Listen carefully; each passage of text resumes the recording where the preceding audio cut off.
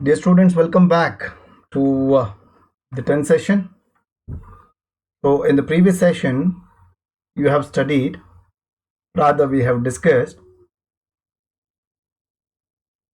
the two most important essentials of a valid contract, they being offer and acceptance and lawful interest object.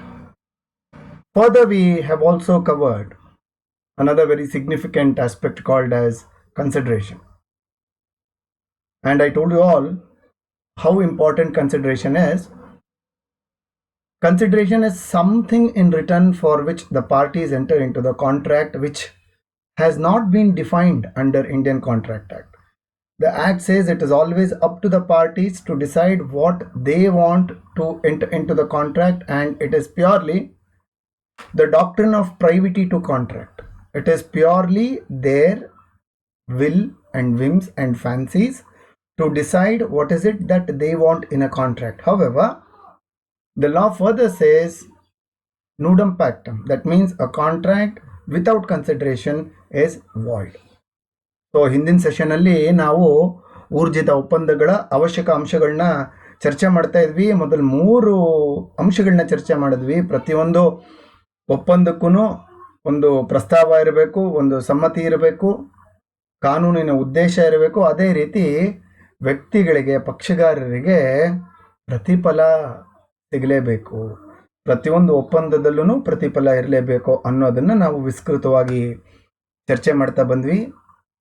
ಈಗ ಮುಂದೆ ಇನ್ನು ಬೇರೆ ಯಾವ್ಯಾವ ಅವಶ್ಯಕ ಅಂಶಗಳಿದೆ ಅನ್ನೋದನ್ನು ಈ ಒಂದು ಸೆಷನ್ನಲ್ಲಿ ಚರ್ಚೆ ಮಾಡೋಣ ಬನ್ನಿ. So let's begin session 10 and let's continue with the essentials of valid contract.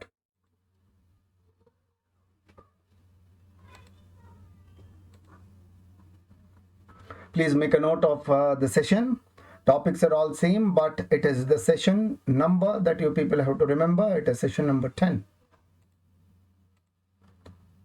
Let's continue with the next very important, very important aspect of a contract is capacity to contract. Now, section 10 very clearly says, in continuation with section 11, it says that a person must be competent to enter into the contract. A contract without competent parties cannot be considered as a contract. It is always void. Section 11 gives us very clear understanding about who are all those persons who are eligible to enter into the contract, who have the capacity to enter into the contract. So, what do we mean by the term capacity? Is it physically defined? No, it is not physically defined as such. There are no such characteristics of the parties which will be taken into consideration. However, there are certain standards, there are certain conditions that section 11 imposes which makes it an obligation on both the parties to the contract to fulfill before entering into the contract, because contract says only a person who is competent enough to enter into the contract can enter into the contract, and that is called as a valid contract. So other than a contract having offer and acceptance, a lawful objective and a lawful consideration, it is also imperative that the parties must be competent enough to enter into the contract. Now, how do we decide whether the parties are competent or not? Therefore, we have this particular section called as section 11.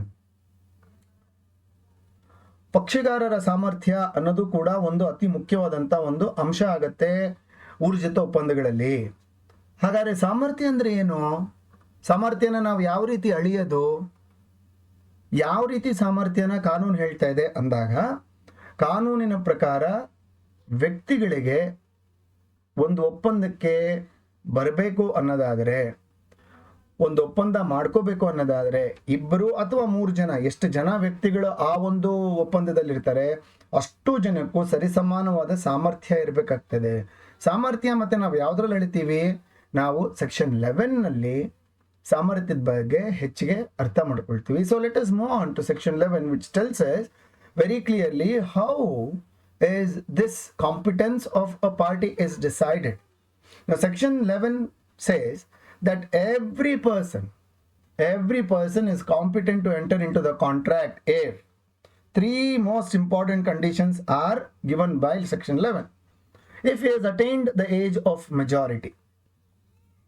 Section 11 ಪಕ್ಷಗಾರರ ಸಾಮರ್ಥ್ಯನ ಅಳಿಬೇಕಾದ್ರೆ ನೋಡಿಪ್ಪ, 3 ಮೂಲಭೂತ ಅಂಶಗಳ ಬಗ್ಗೆ ನೀವು ಗಮನ ಹರಿಸ್ಬೇಕಾಗತ್ತೆ.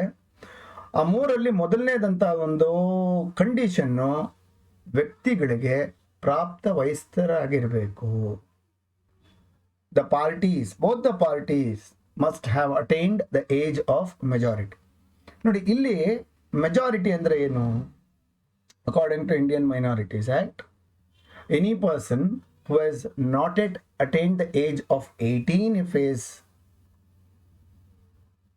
under the supervision of his natural parents and guardians, and 21 if his custody has been taken up by the court, such persons are called as minors. ಹಾಗಾದರೆ ಯಾವುದೇ ಒಬ್ಬ ವ್ಯಕ್ತಿ 18 ವರ್ಷ ತುಂಬಿದ ಮೇಲೆ, ಯಾವಾಗ ಅವನ ತಂದೆ ತಾಯಿ ಅಥವಾ ಅವರ ಪೋಷಕರ ಜೊತೆ ಇದ್ದಾಗ, ಅಕಸ್ಮಾತ್ ಕಾನೂನು ಕೋರ್ಟ್ ಏನಾದರೂ ಅವನನ್ನು ನೋಡ್ಕೊಳ್ತಾ ಇದ್ರೆ, ಅಂದರೆ ನೋಡ್ಕೊಳಕ್ಕೆ ಯಾರು ಇಲ್ದಿರ ಇರೋಂಥ ಒಂದು ಪರಿಸ್ಥಿತಿನಲ್ಲಿ,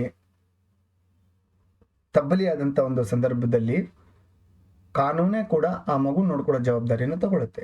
ಈ ಥರದ್ದೊಂದು ಸಂದರ್ಭಗಳಲ್ಲಿ ಏಜ್ ಆಫ್ ಮೈನಾರಿಟಿನ 21 ಅಂತ ಹೇಳಿ ಕರಿತೀವಿ. ಬಾಕಿ ಎಲ್ಲ ಸಂದರ್ಭಗಳಲ್ಲಿ ಏಜ್ ಆಫ್ ಮೈನಾರಿಟಿನ ಅಪ್ ಟು 18 ಅಂತ ಹೇಳಿ ಕರಿತೀವಿ.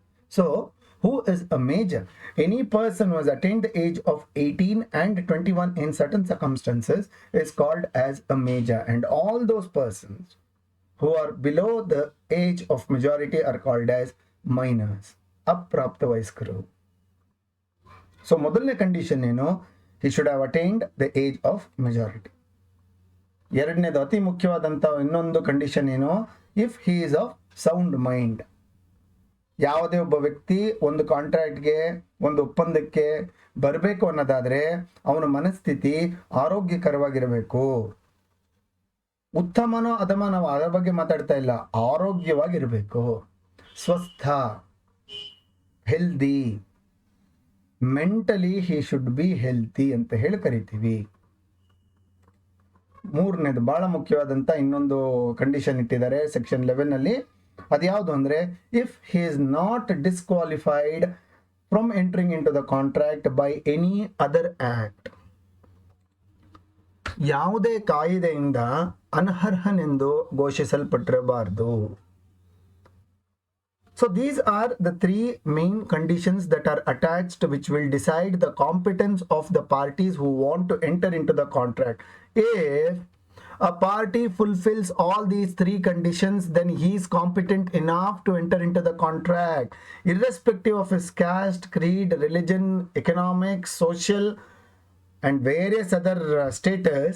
A person is competent enough to enter into the contract provided he has fulfilled these 3 conditions that are fixed under section 11 of Indian Contract Act of 1872. The first one being, he should have attained the age of majority. ಅವನು ಪ್ರಾಪ್ತ ವಯಸ್ಕನಾಗಿರಬೇಕು. ಪ್ರಾಪ್ತ ವಯಸ್ಕನ ಯಾವಾಗ ಆಗ್ತಾನೆ? ಅವನು 18 ವರ್ಷ ತುಂಬಿದ ಮೇಲೆ. ಎಲ್ಲ ಸಂದರ್ಭಗಳಲ್ಲಿ ಬಹುಶಃ ಕೋರ್ಟ್ ಅವನನ್ನು ನೋಡ್ಕೊಳ್ತಿದೆ ಅನ್ನೋದಾದಾಗ 21 ವರ್ಷ ಆಗ್ತದೆ. This is according to Indian minority act. ಎರಡನೇದಾಗಿ, if is of sound mind, ಅವನ ಮಾನಸಿಕ ಕ್ಷಮತೆ ಸ್ವಸ್ಥವಾಗಿರಬೇಕು.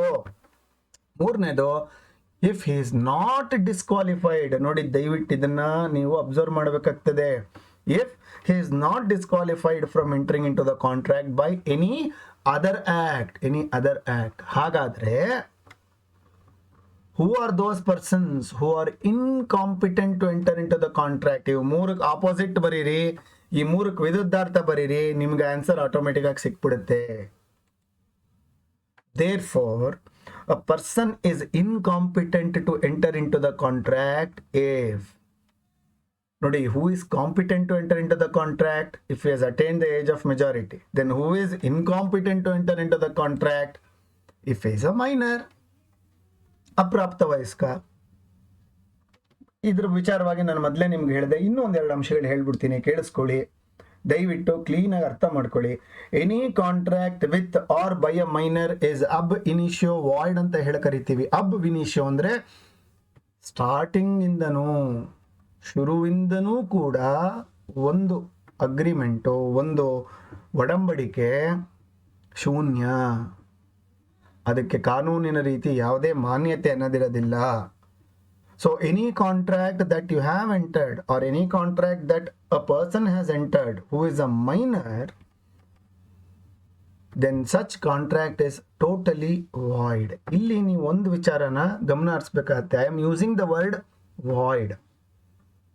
ಮುಂದಿನ ಸೆಷನ್ಸ್ಗಳಲ್ಲಿ ನಿಮ್ಗೆ ಅರ್ಥ ಆಗತ್ತೆ ವಾಯ್ಡ್ ಅಂದ್ರೇನು, ಇಲ್ಲಿಗಲ್ ಅಂದ್ರೇನು ಅಂತ. ನಾನಿಲ್ಲಿ ಇಲ್ಲಿಗಲ್ ಅಂತ ವರ್ಡ್ ಯೂಸ್ ಮಾಡ್ತಾ ಇಲ್ಲ, ನಾನಿಲ್ಲಿ ವರ್ಡ್ ಯೂಸ್ ಮಾಡ್ತಾ ಇರೋದು ವಾಯ್ಡ್. ನೀವು ಅದೇ ರೀತಿಲಿ ಅರ್ಥ ಮಾಡ್ಕೊಳ್ಳಿ. ವಾಯ್ಡ್, ವಾಯ್ಡ್ ಅಂದರೆ ಶೂನ್ಯ, ಸೊನ್ನೆ, ಕಾನೂನಿನಿಂದ ಅಮಾನ್ಯ ಅಷ್ಟೇ, ಕಾನೂನು ಬಾಹಿರ ಅಂತ ಹೇಳಲಿಲ್ಲ. ಸೊ ನೀವು ಹಂಗೆ ಅರ್ಥ ಮಾಡ್ಕೊಳ್ಳಿ. Any contract with or by a minor is void.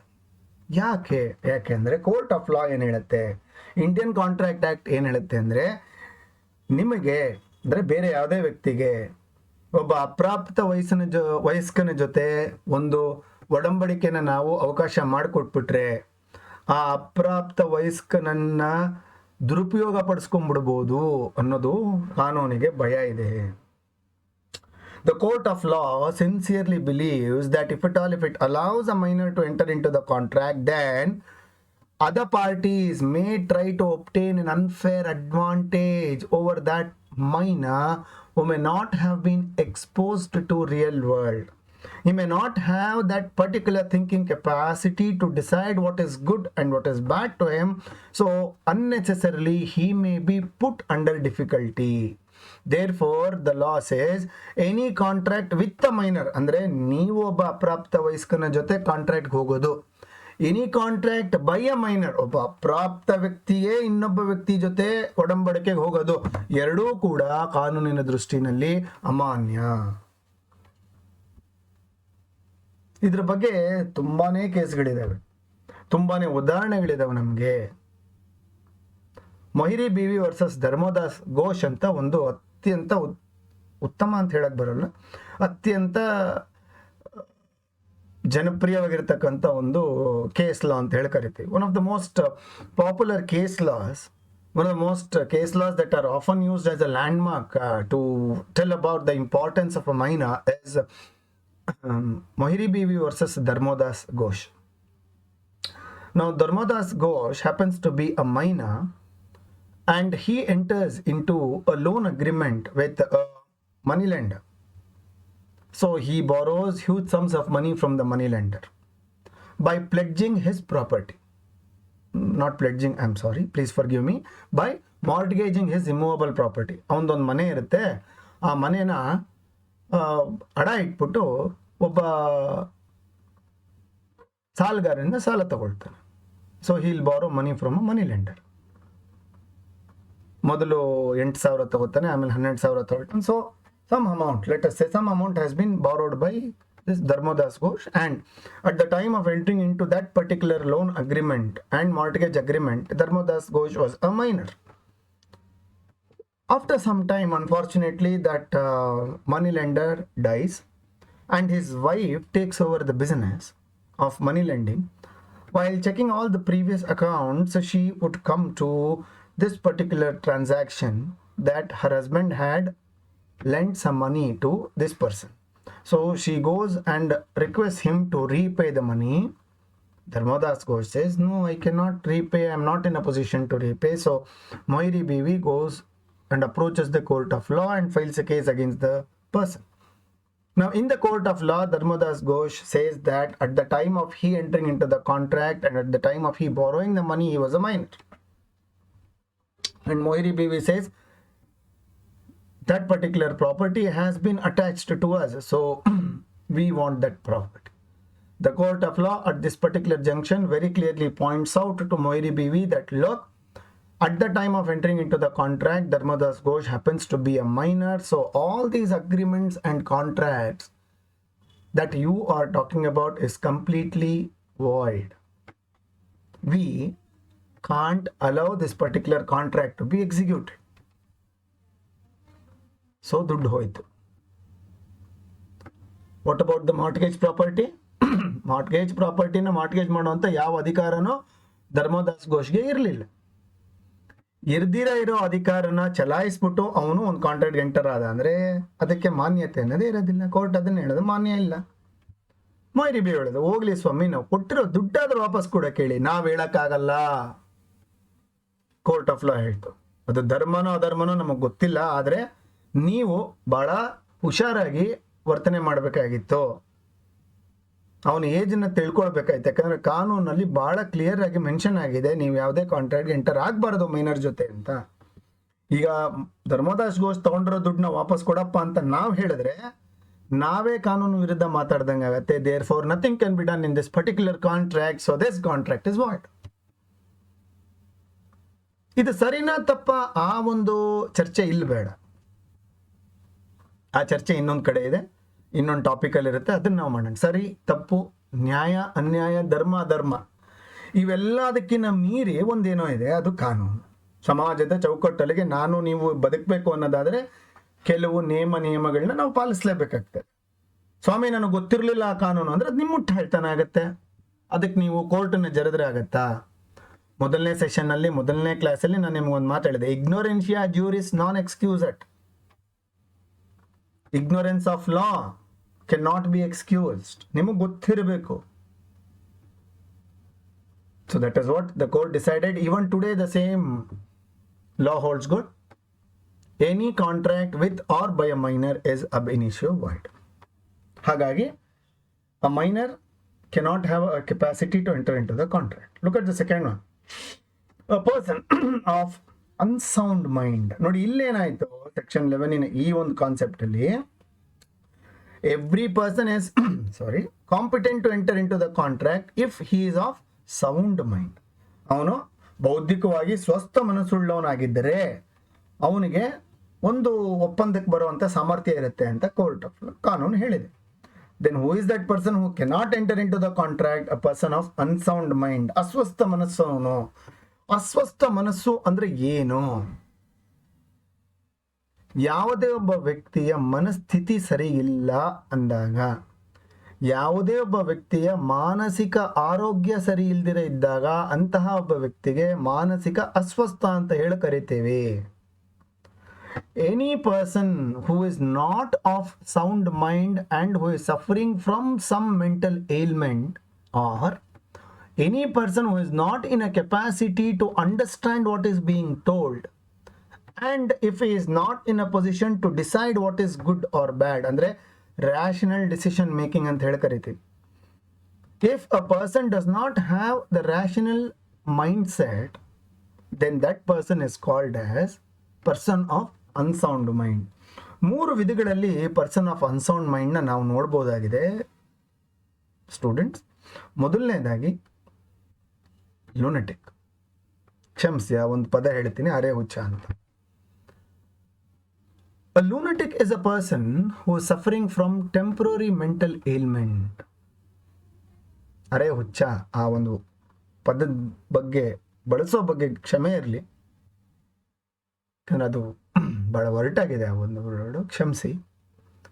ಆದರೂ ನಾವು ವಿಚಾರ ತಿಳ್ಕೊಳ್ಳೇಬೇಕು, ಆ ನಿಟ್ಟಿನಲ್ಲಿ ನಾನು ಹೇಳ್ತಾ ಇದ್ದೀನಿ. ಯಾವುದೇ ಒಬ್ಬ ವ್ಯಕ್ತಿ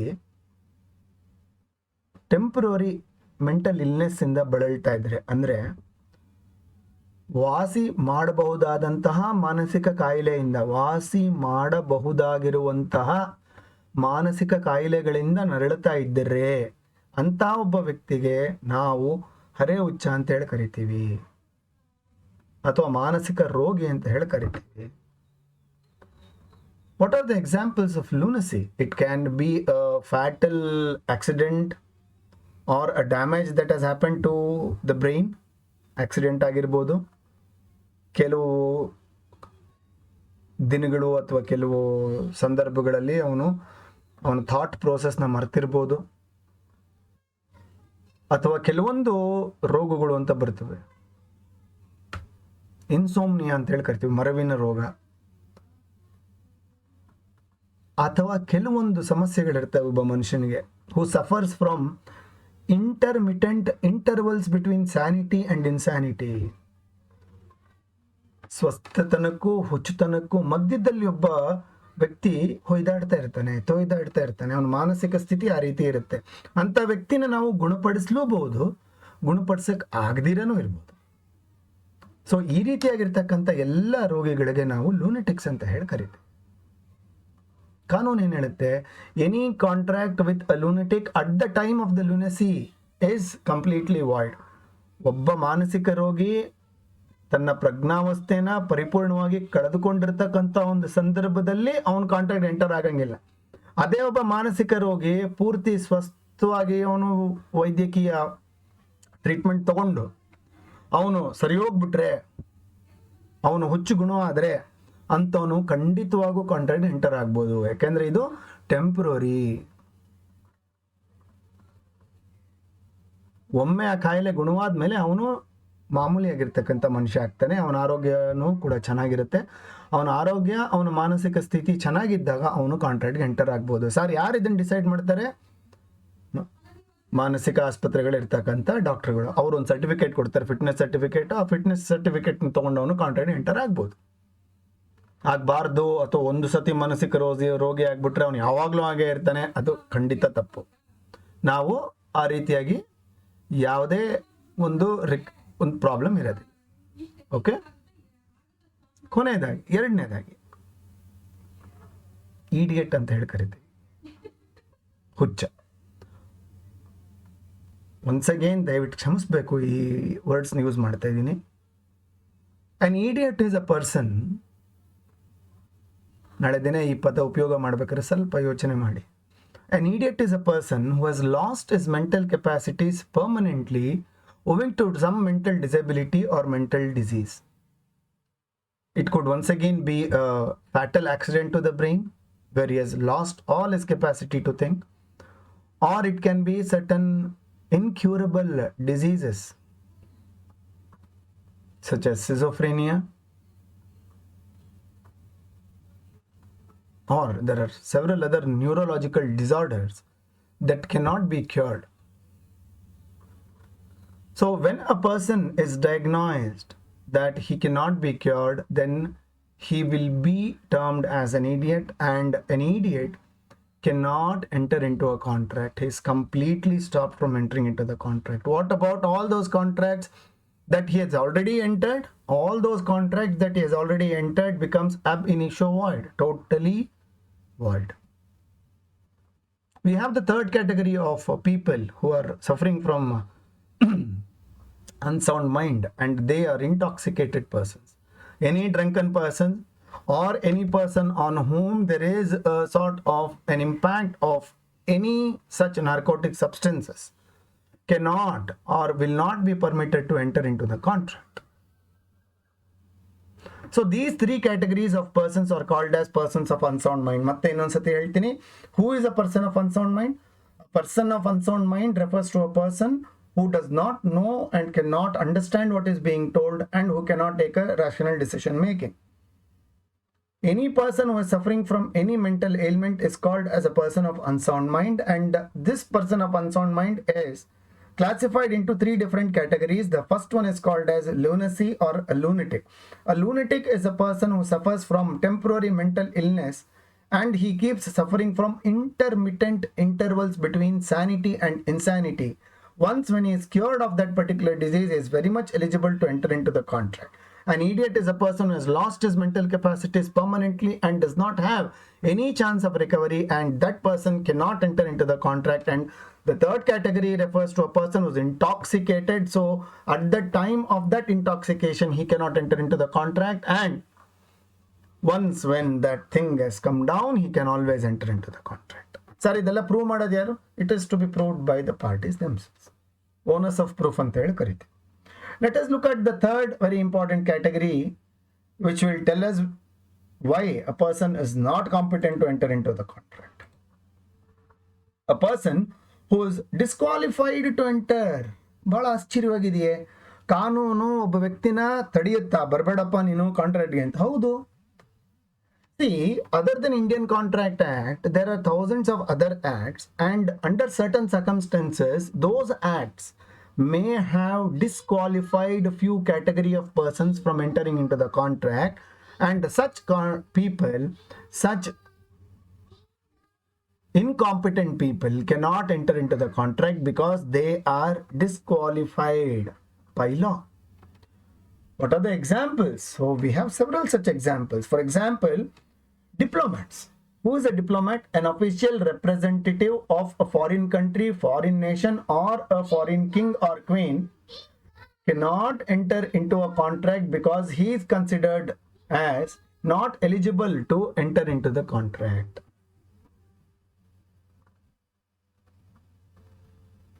Please understand, any diplomat here refers to a person who is an official representative of another country who is residing in your country, or a person of another country who is on an official visit to your country.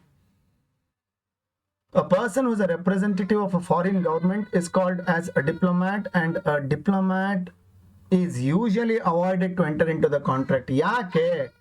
ಯಾಕೆ ಅಂದಾಗ ಅವ್ರನ್ನ ನಾವು court of ಲಾಗೆ ನಿಲ್ಸಕ್ಕಾಗೋದಿಲ್ಲ. We cannot ask them to come to the court of law. We cannot file a case against them in the court of law, civil cases. If it is a criminal case, definitely they are not immune. But ಅದಕ್ಕೆ ಆದಂಥ ಪ್ರೊಸೀಜರ್ಗಳಿದ್ದಾವೆ, ಅದಕ್ಕೆ ಆದಂಥ ಒಂದು rules and regulations ಇದ್ದಾವೆ. ಅದನ್ನು ನಾವು follow ಮಾಡ್ಕೊಳ್ಬೇಕಾದ್ರೆ that is completely out of the purview of our Indian contract act. As far as Indian contract act or civil laws is concerned, diplomatic staff ಮೇಲೆ ನಾವು ಸಾಮಾನ್ಯವಾಗಿ ಕೇಸ್ ಹಾಕೋದಕ್ಕೆ ಆಗೋದಿಲ್ಲ. ಹಾಗಾಗಿ we avoid entering into the contract with diplomatic staff. Further, alien enemy. ನೋಡಿ, ಇಲ್ಲಿ alien ಅಂದರೆ ಬೇರೆ ಗ್ರಹಗಳಿಂದ ಬಂದಿರೋರು ಅಂತಲ್ಲ. ಈ ಕಾನೂನಲ್ಲಿ alien is a person who is from another country ಅಂತ ಅಷ್ಟೆ. ಯಾವುದೇ ಒಬ್ಬ ವ್ಯಕ್ತಿ ಬೇರೆ ದೇಶದವನಾಗಿದ್ದರೆ ಅಂಥವನ್ನ ನಾವು ಏಲಿಯನ್ ಅಂತ ಹೇಳಿ ಕರಿತೀವಿ. Now this alien can be any one of these two categories. Either he can be an alien friend or he can be an alien enemy. Who is an alien friend? Alien friend refers to a person who is from that country with which your country is having friendly relationship. ನಿಮ್ಮ ದೇಶ ಯಾವುದಾದರೂ ಬೇರೆ ದೇಶದ ಜೊತೆ ಉತ್ತಮ ರಾಜತಾಂತ್ರಿಕ ಬಾಂಧವ್ಯ ಇಟ್ಕೊಂಡಿದ್ರೆ ಆ ರೀತಿಯಾಗಿರ್ತಕ್ಕಂಥ ಎಲ್ಲ ಆ ದೇಶದ ಪ್ರಜೆಗಳು ನಿಮಗೆ ಏಲಿಯನ್ ಫ್ರೆಂಡ್ಸ್ ಆಗ್ತಾರೆ. ಏಲಿಯನ್ ಫ್ರೆಂಡ್ಸ್ ಜೊತೆ ನೀವು ಕಾಂಟ್ರಾಕ್ಟ್ ಎಂಟರ್ ಆಗ್ಬೋದು, ಅದರಲ್ಲಿ ಯಾವುದೇ ರೀತಿ ಸಮಸ್ಯೆ ಇಲ್ಲ. ಸಮಸ್ಯೆ ಆಗದಲ್ಲಿ ನಿಮ್ಮ ದೇಶ ಇನ್ನೊಂದು ದೇಶದ ಜೊತೆ ಉತ್ತಮ ರಾಜತಾಂತ್ರಿಕ ಬಾಂಧವ್ಯ ಇಲ್ಲದಿರ ಇದ್ದಾಗ, ನಿಮ್ಮ ದೇಶ ಬೇರೆ ಇನ್ನೊಂದು ದೇಶದ ಮೇಲೆ ಯುದ್ಧ ಸಾರಿದಾಗ, ಅಥವಾ ಆ ದೇಶ ನಿಮ್ಮ ಮೇಲೆ ಯುದ್ಧ ಸಾರಿದಾಗ, ಅಥವಾ ಇಬ್ಬರ ಮಧ್ಯೆ ಯಾವುದಾದ್ರೂ ಒಂದು ಕಿತ್ತಾಟ ನಡೆದಾಗ ಆ ದೇಶದ ಎಲ್ಲ ಪ್ರಜೆಗಳು ನಿಮ್ಮ ದೇಶದ ಪ್ರಜೆಗಳಿಗೆ ಏಲಿಯನ್ ಎನಿಮೀಸ್ ಅಂತ ಆಗ್ತಾರೆ. Alien enemy refers to a person of a country with which your country is not having a good diplomatic relationships. So you cannot enter into a contract with alien enemy. Sir, ನಾವು contract ಮಾಡ್ಕೊಂಡಾಗ ಆ ದೇಶ ಚೆನ್ನಾಗಿತ್ತು sir, ಈಗೇನೋ ಗಲಾಟೆ ಆಗ್ಬಿಟ್ಟಿದೆ sir ಅಂದಾಗ, ಯಾವಾಗ ಗಲಾಟೆ ಶುರು ಆಗುತ್ತೋ ಅಥವಾ ಯಾವಾಗ ಒಂದು ಅಫಿಷಿಯಲ್ ಡಿಕ್ಲರೇಷನ್ ಅಂತ ಆಗುತ್ತೋ ಅಲ್ಲಿವರೆಗೂ ಕಾಂಟ್ರಾಕ್ಟ್ ವ್ಯಾಲಿಡ್ ಇರುತ್ತೆ. ಅಫಿಷಿಯಲ್ ಡಿಕ್ಲರೇಷನ್ ಆದ ತಕ್ಷಣ ಕಾಂಟ್ರಾಕ್ಟ್ ವಾಯ್ಡ್ ಅಂತ ಹೇಳಿ ಕರಿತೀವಿ. ಅಕಸ್ಮಾತ್ ಇದು ಬರೀ ಟೆಂಪ್ರರಿ ವ್ಯವಸ್ಥೆ ಅಪ್ಪ, ನಾಳೆ ದಿನ ಉತ್ತಮ ಬಾಂಧವ್ಯ ಆಗಬಹುದು ಅಂತ ಏನಾದರೂ ಇದ್ದಾಗ, ಆ ಒಂದು ಸಂದರ್ಭ, ಯಾವ ಸಂದರ್ಭದಲ್ಲಿ ಇವೆರಡು ದೇಶಗಳಲ್ಲೂ ಒಂದು ಉತ್ತಮ ವಾತಾವರಣ ಇರೋದಿಲ್ಲ, ಅಲ್ಲಿವರೆಗೂ ಆ ಕಾಂಟ್ರಾಕ್ಟ್ನ ನಾವು ಮುಟ್ಟೋದಿಲ್ಲ. ಅದಾದ್ಮೇಲೆ ಬೇಕಾದರೆ ಇಬ್ಬರು ವ್ಯಕ್ತಿಗಳ ತೀರ್ಮಾನ ಮಾಡಿದ್ರೆ ಮುಂದುವರ್ಸ್ಕೊಂಡು ಹೋಗ್ಬೋದು. But if at all, if a war is declared, or if an emergency is imposed, or if your country specifically says that it is not having good relationship with that other country, all those persons of that other country becomes your alien enemies. So ನೀವು ಅಂಥವ್ರ ಜೊತೆ contract enter ಆಗೋಕ್ಕಾಗಲ್ಲ, because they are disqualified by law. ಇನ್ನೊಂದು ರೀತಿ ವ್ಯಕ್ತಿಗಳನ್ನ ನೋಡಿ, insolvent. Insolvent ಅಂದರೆ ಯಾರು? An insolvent is a person who is declared as insolvent by a court of law, who will not be in a position to repay his debts. ಯಾವ ವ್ಯಕ್ತಿ ತನ್ನ ಸಂಪೂರ್ಣ ಆಸ್ತಿನ ಕಳ್ಕೊಂಡು ಸಾಲಗಾರರಿಗೆ ಯಾವುದೇ ರೀತಿ ತಿರುಗಿ ಅವನು ಯಾವುದೇ ಋಣನ ವಾಪಸ್ ಕೊಡದಿರ ಇದ್ದಾಗ ಅಂಥವನನ್ನು ನಾವು ಇನ್ಸಾಲ್ವೆಂಟ್ ಅಂತ ಹೇಳಿ ಕರಿತೀವಿ. Any contract with or by an insolvent is considered as void. ಹಾಗಾಗಿ ಅವನನ್ನು ಯಾವ ಕಾಂಟ್ರಾಕ್ಟ್ಗೂ ನಾವು ತಗೊಳ್ಳೋದಿಲ್ಲ, ಈಸ್ ಡಿಸ್ಕ್ವಾಲಿಫೈಡ್. ಫರ್ದರ್, ಯಾವುದೇ ಒಬ್ಬ ವ್ಯಕ್ತಿ ಅರೆಸ್ಟ್ ಆಗಿ ಅವನ ಮೇಲೆ ಕೇಸ್ ಆಗಿ ಅವನನ್ನು ಕಾನೂನು ಶಿಕ್ಷೆಗೆ ಒಳಪಡಿಸಿದರೆ, ಅವನು ಜೈಲಿಗೆ ಹೋದರೆ, ಅಂಥ ಒಬ್ಬ ವ್ಯಕ್ತಿನ ನಾವು ತಪ್ಪಿತಸ್ಥ ಅಂತ ಹೇಳಿ ಕರಿತೀವಿ. ತಪ್ಪಿತಸ್ಥ cannot enter into a contract. ಆರೋಪಿಗೂ ತಪ್ಪಿತಸ್ಥನಿಗೂ ಭಾಳ ವ್ಯತ್ಯಾಸ ಇದೆ. ಆರೋಪಿ ಇಸ್ ಕಾಲ್ಡ್ ಎಸ್ ಅಕ್ಯೂಸ್ಡ್. ಒಬ್ಬ ವ್ಯಕ್ತಿ ಮೇಲೆ ಕೇಸ್ ಹಾಕಿದ ತಕ್ಷಣ ಅವನನ್ನು ನಾವು ಅಕ್ಯೂಸ್ಡ್ ಅಂತ ಹೇಳಿ ಕರಿತೀವಿ. ಬಟ್ ಅದು ಕೋರ್ಟಲ್ಲಿ ಪ್ರೂವ್ ಆಗಬೇಕು. ಅವನು ಅಕ್ಯೂಸ್ಡಾ ಅಕ್ವಿಟೆಡ್ಡಾ? ಅಕ್ಯೂಸ್ಡ್ ಅಂದರೆ ಅವನ ಮೇಲೆ ಗುರುತರವಾಗಿರ್ತಕ್ಕಂಥ ಒಂದು ಆರೋಪ ಇರುತ್ತೆ. ಆ ಆರೋಪನ ಅವನು ಎದುರಿಸ್ತಾ ಇರ್ತಾನೆ. ಆ ಆರೋಪ ನಿಜ ಆಗೋದ್ರೆ ಅವನು ತಪ್ಪಿತಸ್ಥ ಆಗ್ತಾನೆ. ಅವಾಗ ಅವನ ಮೇಲೆ ಕಾನೂನು ಕಠಿಣವಾದ ಕ್ರಮ ತಗೊಳ್ಳುತ್ತೆ. ಅಂತಹ ಒಂದು ಸಂದರ್ಭದಲ್ಲಿ ಯಾವುದೇ ರೀತಿ ಒಡಂಬಡಿಕೆ ಅಂತಹ ಒಬ್ಬ ವ್ಯಕ್ತಿ ಜೊತೆ ಆಗಲ್ಲ. Therefore, dear students, these are the various categories of persons who are incompetent to enter into the contract, and the law says any contract with these incompetent persons will render a contract as completely void. I hope I have given a detailed explanation of all these three. So, ಇವತ್ತಿನ session ಅಲ್ಲಿ ಇಷ್ಟು ಸಾಕು. ಮುಂದಿನ session ಅಲ್ಲಿ we'll once again continue with the same essentials of a valid contract. See you soon.